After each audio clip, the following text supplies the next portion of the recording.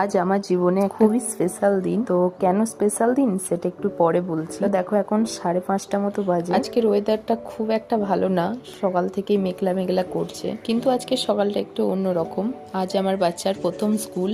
এই সকালে ছোট ছোট কাজের মধ্যে শুধু একটা কথাই মনে হচ্ছিল, আজ আমার বাচ্চার নতুন একটা অধ্যায় শুরু।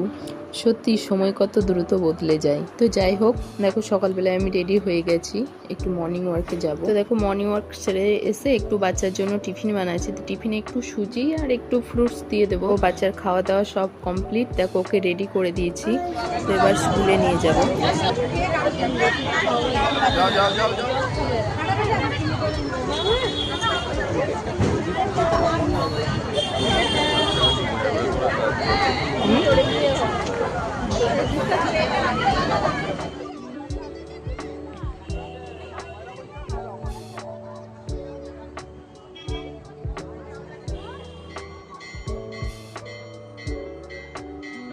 তো বাচ্চাকে ভিতরে নিয়ে চলে গেল। তো আমরা বাড়ি চলে এসেছি। বাড়িতে এসে একটু টিফিন করে বাচ্চাকে আবার নিতে এসেছি। তো ছুটি হয়ে গেছে। আজকের দিনটা শুধু ওর কাছে নয়, আমাদের কাছে খুবই স্পেশাল। এইভাবেই শেষ হলো আমার বাচ্চার আজকে প্রথম দিনের গল্প। সবাই ভালো থাকবেন, সুস্থ থাকবেন, আর ওকে সবাই আশীর্বাদ করবেন।